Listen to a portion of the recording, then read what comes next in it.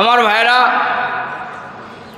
এই ভারতবর্ষে এই মুসলমানদের থেকে দ্বীন ও ঈমানকে ছিনিয়ে নেওয়ার জন্য মোগল সম্রাটদেরকে বিভিন্ন ছলাবলে কৌশলে ওই ইংরেজরা এই দেশে আইসা এই ভারতের ক্ষমতা তারা দখল করলো। কি বলেন, ঠিক না?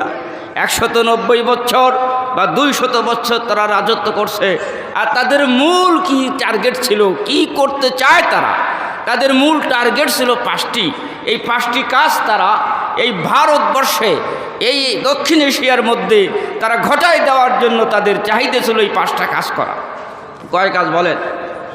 1 নম্বর হলো, এদেশের ধর্মপ্রাণ মুসলমান তাদের অন্তরে বড় মায়া, অনেক দূরে সেই সৌদি আরব থেকে, তারপরও আল্লাহর উপরে, নবীর উপরে, মক্কা শরীফের উপরে, মদিনা মুনাব্বারার উপরে, কোরআনের উপরে, হাদিসের উপরে এই ভারতবর্ষের মুসলমানদের অনেক ভালোবাসা, অনেক মোহাব্বত। এই জন্য ইংরেজ চিন্তা করছে ওদের অন্তরের থেকে এই ভালোবাসাও ছুটিয়ে দিতে হবে।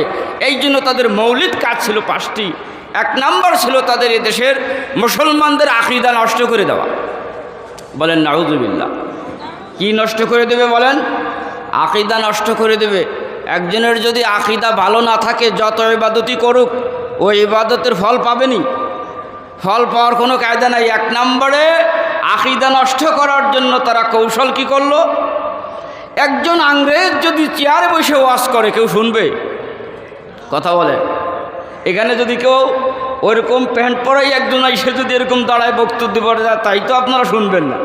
আর একজন খ্রিস্টান যদি এসে এখানে বক্তব্য দিতে যায়, তো আপনারা শুনবেন না। এই জন্য মানুষের আকীদা নষ্ট করার জন্য তারা পলিসি বের করলো যে আমরা আমাদের কথা দিয়ে আকীদা নষ্ট করব না, পারবো না। কাজেই আমরা এই দেশে এই হুজুরদের মধ্যে গ্রুপিং সৃষ্টি কইরা তাদের মধ্য থেকে কাউকে আমরা নবী বানাই দিই। বলেন নাউযুবিল্লাহ। কাউকে নবী বানাই দিই। তো যদি একজনকেও নবী বানাই দেওয়া যায়, তাহলে দেখা গেল কিছু সাধারণ মানুষ আছে, তারা নবীর নাম শুনলেই দুর্বল হয়ে যায়। কথা ঠিক না? ঠিক। কিন্তু তারা ওই হাদিস যাচাই করার আগে তারা তো মনে করবে যারা নবী এই কথা বলছে, মানার দরকার আছে। কিন্তু আসলে নবী তো বলছেন না খাতামুন নবিয়্যিন লা নবিয়্যা বাদি। রসুল বলেছেন আমি তো শেষ নবী, আমার পরে আর কোনো নবী হবে না। কেউ যদি প্রশ্ন করে নবী হইতে পারে কি পারে না, তাহলেও তার ঈমান থাকবে না, প্রশ্নই করা যাবে না। কাজে ইংরেজ চিন্তা করলো কাউকে নবী বানাই দেই, কাউকেও বড় হুজুর বানাই দেই, মাদ্রাসা বানাইয়া মাদ্রাসার প্রিন্সিপাল বানাই দেই। ব্যাখ্যা দিয়ে বলার সময় আমার নেই, এই জন্য শিরোনামগুলি বলে যাচ্ছি। মাদ্রাসা বানাবো, কিন্তু মাদ্রাসার প্রিন্সিপাল হবে খ্রিস্টান। তো মাদ্রাসার প্রিন্সিপাল যদি খ্রিস্টান হয়, তাহলে তার থেকে কি ভালো কিছু আশা করা যায়? কিন্তু সাধারণ মানুষ যারা জানবে না উনি খ্রিস্টান না মুসলমান, কাজেই উনি প্রিন্সিপাল হিসেবে ওনার কথা তো দূর দূরান্ত থেকে মানুষ মানতে পারে, পারে কি পারে না?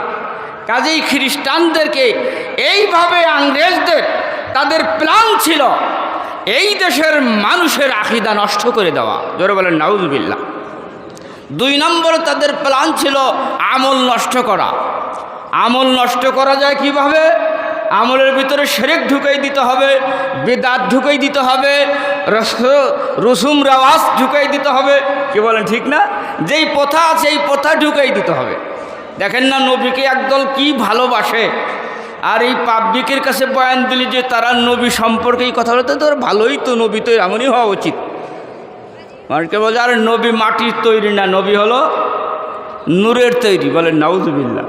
একটা 3টে মৌলিক কথা নবী সম্পর্কে তারা মানুষের কাছে জানাই দিতে চায়। 1 নম্বর হলো নবী হচ্ছে মাটির তৈরি না, নূরের তৈরি। 2 নম্বর হলো নবী গায়েব জানে, কিন্তু গায়েবের এলেম আল্লাহ ছাড়া। আমাদের সহি আকীদা হলো, আমল হলো যে গায়েবের এলেম একমাত্র কে জানে? এলমে গায়েবে কাসনে মিদা নদবা জুসপার ওয়ারদিগার। আল্লাহ ছাড়া গায়েবের এলেম কেউ জানে না। কাজেই তারা মানুষদেরকে বুঝাই দিতে লাগলো যে নবী হলো নূরের তৈরি আর নবী হলো গায়েব জানে, এবং আরও বুঝাই দিতে লাগলো যে নবী সব জায়গায় হাজির নাজির, নবী বিচরণ করে সব জায়গায়। কাজেই তোমরা এখানে দোয়ার জন্য দুরূদ পড়ার মজলিস বানাও, চেয়ার একখান রেখে দাও, ওই চেয়ারের মধ্যে নবী এসে বসবে। বলেন নাউজুবিল্লাহ। কাজেই নবী নূরের তৈরি, নবী গায়েব জানে এবং নবী হাজের নাজের সবগুলি, এই সমস্ত কথাগুলি মানুষদেরকে যখন নবী সম্পর্কে তারা এইগুলি যখন প্রচার করে জানাই দিতে লাগলো, তখন তাদের দলে, তাদের পক্ষে একদল হয়ে গেল। বলেন নাউজুবিল্লাহ। 3 নম্বর তাদের কাজ ছিল এই দেশের ওলামা ইকরামদেরকে বন্দি করা, হত্যা করা, শহীদ করা। করছে না? জনগণ করছে কি করে নাই? ইংরেজ ওলামা ইকরামদেরকে জেলখানায় ঢুকাইছে, ওলামা ইকরামদেরকে শহীদ করেছে। 4 নম্বর তাদের প্ল্যান ছিল শিক্ষা ব্যবস্থাকে এমন শিক্ষা ব্যবস্থা করবে যে দেখা যাবে হবে বাংলাদেশের মানুষই, কিন্তু তাদের চিন্তা চেতনা থাকবে ও ইহুদি খ্রিস্টানদের চিন্তা চেতনা। বলেন নাউজ। মহিবুল্লাহ বাবুনগরী দামাত বারাকাতুহুল আলিয়া, তিনি সারা বাংলাদেশের হেফাজতের আমির হয়েছেন। কি বলেন? এই আকাবেরদের দর্শন কিনা বলেন। তো আমি আপনাদের সামনে পেশ করতেছিলাম যে এই মানব জাতির সফলতার যন্ত্র কি জিনিস। এই মানব জাতির সফলতার যন্ত্র হলো 5টি। কয়টি বলেন? সাড়া দিয়ে বলেন কয়টি? সকলেই কথাগুলি মনে রাখবো ইনশাল্লাহ। 1 নাম্বার হলো দিন, 1 নাম্বার দিন। 2 নাম্বার হলো আকল, 3 নাম্বার হলো নসব বংশ, 4 নাম্বার হলো নসব, 4 নাম্বার হলো নফস, 5 নাম্বার হলো মাল। 1 নম্বরে দিন, 2 নম্বরে আকল, 3 নম্বরে হচ্ছে মানুষের আপনার এরকমভাবে নসব, 4 নম্বরে নফস, 5 নম্বরে মাল। এই 5 জিনিস মানুষের ব্যক্তি জীবন, মানুষের পারিবারিক জীবন, মানুষের সামাজিক জীবন, মানুষের রাষ্ট্রীয় জীবন, মানুষের আন্তর্জাতিক জীবন, এই সমস্ত জায়গাকে বিশুদ্ধভাবে পরিচালনার জন্য এই 5 জিনিসের প্রয়োজন। সকলেই দিলে মনে রাখবেন, এই 5 জিনিস যদি ঠিক থাকে তাহলে একজন ব্যক্তি সুন্দরভাবে চলতে পারবে, এই দুনিয়ায় সুন্দরভাবে চলে ওই মানুষটার শেষ ফল আল্লাহ রাব্বুল আলামিন তার ঠিকানা করে দিবেন জান্নাত। কোনো পরিবারে যদি এই 5 জিনিস ঠিক থাকে তাহলে ওই পরিবার এই দুনিয়ার শৃঙ্খলা মোতাবেক চলতে পারবে এবং ওই পরিবার তাদের শেষ ঠিকানা হবে জান্নাত। কোনো সমাজের যদি এই 5 জিনিস ঠিক থাকে, রাষ্ট্রের যদি এই 5 জিনিস ঠিক থাকে, আমার ভাইরা, আমাদের দেশের সরকার শুধু এই সরকার না, পিছনের সরকারও যারা আসছে তারা ওলামা ইকরামদের উপরে যেমন জেল জুলুম, যেরকম আপনার ইংরেজ যেরকম জেল জুলুম দিচ্ছে চায়, এই সরকার শুধু না, আগের সরকারও কেমন যেন ওলামাদের উপরে বিদ্বেষ। ঠিক না? ঠিক বলেন। আলেমদেরকে তারা সহ্য করতে পারে না। ভালো করে বুঝে রাখুন, আসলে ওলামা ইকরাম তারা আল্লাহ পাকের জমিনের ভিতরে অন্য কিছু নয়, এই 5 জিনিসটাকে বাস্তবায়িত করতে চায়। কয় জিনিস? এই 5 জিনিস।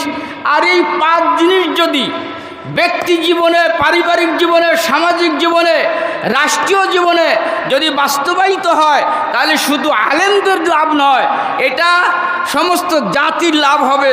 এবং এইটা শুধু মুসলমানদের লাভ না, এটা হিন্দুদেরও লাভ হবে, সারা দেশের সমস্ত নাগরিকের জন্য এটা লাভ হবে। এই জন্য এই 5 জিনিসের উপরে আমাদের সব সময় ওলামা ইকরামের সঙ্গে কারা কারা থাকতে রাজি আছে একটু হাত উঁচু করে দেখাই। আল্লাহ সকলকে কবুল করুক, এই মাহফিলকে আল্লাহ কবুল করুক, 2 দিনব্যাপী মাহফিলকে আল্লাহ রব্বুল আলামিন ভরপুর কবুল করুক, সারা দেশের কওমি মাদ্রাসাগুলিকে আল্লাহ হেফাজত করুক এবং ওলামা ইকরাম যারা জেলে আছে আল্লাহ তাদের মুক্তির ব্যবস্থা করে দেন। আমাদের মুরব্বী যানরা আছেন তাদেরকে নেক হায়াত দারাজ করেন। বিশেষ করে আল্লামা মহিবুল্লাহ বাবুনগরী দামাত বারাকাতুহুল আলিয়া, আল্লাহ পাক হজরতকে সুস্থতার সাথে দীর্ঘ হায়াত দারাজ করুক। সবাই বলেন আমিন। আসসালামু আলাইকুম ওয়া রাহমাতুল্লাহ।